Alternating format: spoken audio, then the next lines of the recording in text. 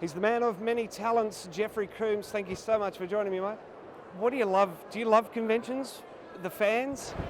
Well, it's the only way that you can kind of have a touchstone with people who are most enthusiastic about your work, you know. It's better than sitting at home and wondering what people think of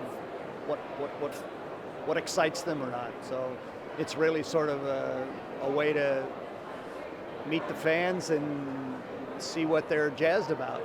It's great. And so you're one of only 2 actors in Star Trek. No, there's a lot of actors in Star Trek. I try to be versatile, but I'm not that versatile. What I meant to say was I'm not Avery Brooks. That's not me. What I meant to say was you're one of 2 actors that have played many characters. No, come on. Juan Armstrong, maybe? Yes, that was him, of course. He's done like 11 different characters. Yeah, and of course you were Weyoun, Brunt, 4, 5, 6, and 7. Brunt. Then there was also one character from Meridian. His name was Shran. Wow.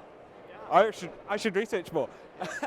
And also, then of course, the effervescent, omnipresent Commander Shran. And let's not also forget I did a one episode of Voyager. Oh yes. Where I was a guy named Pank, who was kind of the Don King of outer space, you know. Oh yes, from Tonkatsu. Right, and I got to meet The Rock. Was in that episode. In a shameless cross promotion for UPN there, I think it was. Unbelievable. He actually said to me, "Call me Dwayne." It's like, I want to call you The Rock. That was probably the beginning of calling him Dwayne and separating away. Yeah, it was before he made that transition. Yeah, nice guy though, great. Now, what was it like working on Star Trek, coming back regularly to the show and revisiting your character and exploring with the main cast? Well, rare is it that you get to, when you're a guest star, it's really rare that you get to do more than one episode. So to be able to constantly be asked to come back and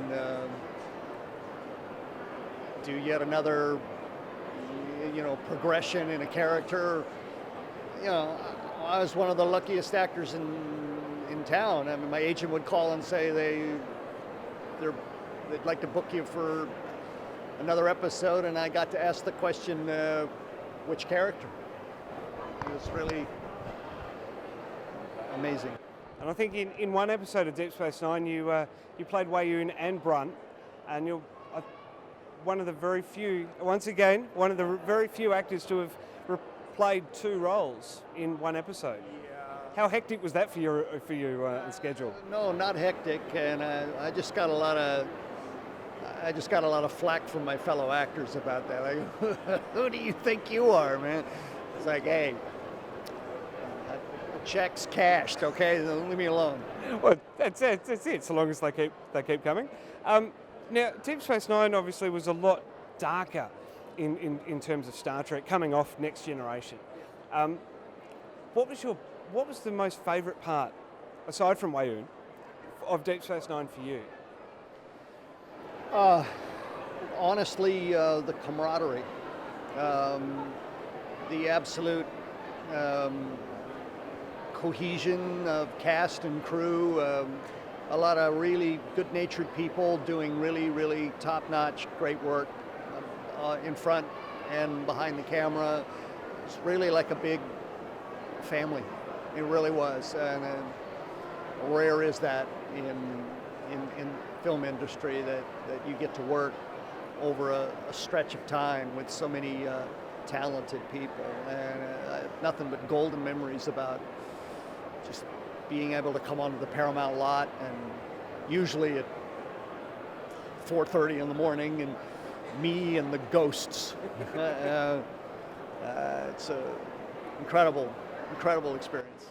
Now, I believe it or not, I did do a bit of research, but also being a massive Trekkie, felt like I didn't need to do too much. Yeah. But I now understand that you were the original, or you originally auditioned for Commander Riker? I get asked that a lot. I would imagine that a lot of actors audition for Riker. As I remember it, my agent called and said, I got an audition for you. There's a new Star Trek series, and I was actually very resistant to going in for that character, because when your agent, calls you, they kind of give you a description of the character, and I said, I'm never going to get this. This is not in my wheelhouse. I'm not who they're looking for.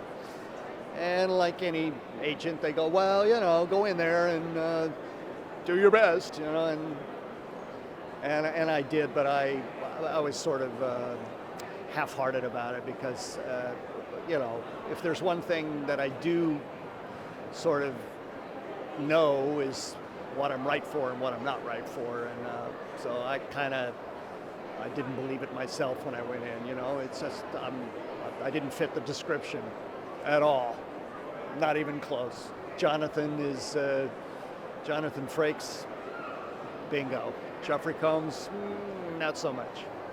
It certainly makes me think about what it would have been like, what Next Generation would have been like with you as our number one. That would have been totally wrong. That's what it would have been. First of all, everybody would be looking down at me instead of looking up. And one of the other key criteria, I believe, is being able to grow a nice, full, thick beard. Really?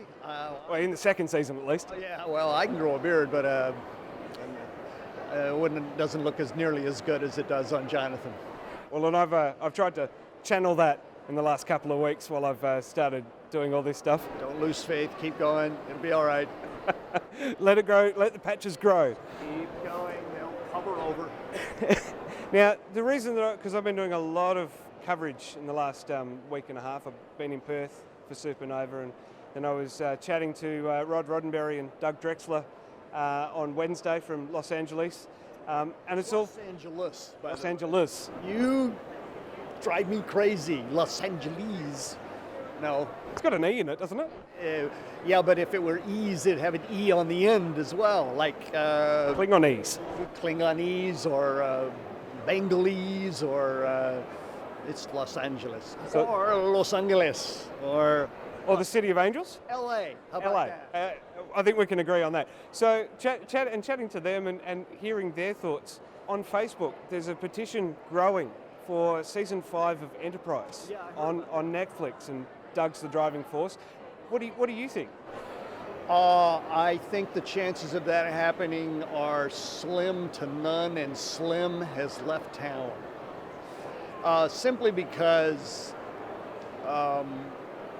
it's a very expensive show. The sets, the rental of 3 sound stages for standing sets. Your acting fee? My fee. No, that's a huge mountain to climb right there. It's exceptionally expensive to do something Trekkian on the level that it should be for a 5th season for Enterprise. I think it's more of a compliment to fan enthusiasm more than it is something that could translate into actually coming to pass. It'd be nice if it did, but I think also too, Paramount have sort of moved on now, and they've handed the torch to JJ and done that sort of thing. So if we were to see a new series, it would most likely be in what's being dubbed the JJ verse, and back in Kirk, reimagining Kirk's time. Right, and then on top of that, the whole concept in Hollywood these days is slanting everything towards the youth market. So it'd probably be like, Star Trek Academy or something, and it would be a bunch of cadets running around wondering what happened to their homework. Really exciting. But, Captain would be like 18 or something. I don't know what they would do. But well, I'm still confused as to how old Chris Pine's Kirk is, because didn't he just go to the academy 3 years ago and now he's commanding the Pride of the Fleet? Listen, if you want to confuse things by trying to find logic in what they're trying to do, then how dare you? It's the half Vulcan side of me. I think he's a terrific captain, and I haven't seen the second one, but I was really impressed with the first. Reboot, I suppose, would be it. But there's nothing like the original. That's it. So, back on the original, what was your all-time favourite moment for Weyoun, who was your biggest character? Well, I don't know if I have a moment, but my favorite episode, of course, was Faith, Treachery, and the Great River, where it's unbelievable that a series that had 9 series regulars would basically tell 8 of them, or 7 of them, you have the week off, so that they could concentrate on a recurring character for the entire hour. That's a pretty humbling thing, and pretty gutsy and brave. You can't do that now. The networks and the studios would just have a fit, but that's a credit to Ira Stephen Bear, who is the head writer and executive producer of Deep Space Nine. He's visionary, and he really didn't care what anybody thought. He just kind of muscled through with what he wanted to do, and ultimately he's absolutely right and vindicated in what he was doing. Deep Space Nine is iconic. And it's certainly my favourite series. I think because it came away from Next Gen, and Next Gen everything was all wrapped up at the end of the episode, and next week we were on to something else. And that of course was Gene's vision, was always that the future was all the troubles were sorted. But Deep Space Nine, it's a philosophic difference. The networks wanted standalone episodes, so that when it goes into syndication, we can mix them up. It doesn't matter. They don't have to be in order. You don't have to have any information in order to watch the episode, right? But Ira had a more literary slant on it, and was more interested in a longer arc with a kaleidoscope of characters that intermingled and laced together, and stories that were dropped and then picked up later on, and it was much more of a tapestry,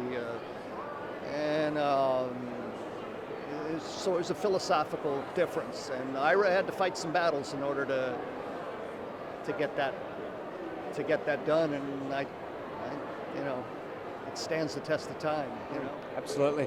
Now, just finally, very quickly, the remastering process that's going on with Next Gen, and now Enterprise is joining the fleet. Deep Space Nine, they're going to do after that. Yep. Yes. Well, and we'll just look forward to the Jeffrey Combs special set. Like we have the Borg set, the Q set. We need a Jeffrey Combs set. Oh wow! Now you're blowing my mind. I don't know. But have you seen Enterprise remastered? Have you seen any of the remastered episodes? No, I haven't. I did go in and do some an interview and some commentary. They interviewed me, and they also did an interview with the whole cast, and they included me in that, which I was really grateful about. Just kind of talking about the series and how it ended, and all that sort of stuff. So, it's going to be a really lovely package. It really is. The struggle is more with the older stuff that was shot on film. It's really time-consuming and very expensive to sort of upgrade all those physical effects to a digital world, But they're doing it. Enterprise was shot digitally, so the effects hold up, and Deep Space Nine, Next Gen, kind of a different story. But they're doing it slowly but surely. I'm really interested to see what it looks like. Yeah, I'd love to see all the big space battles.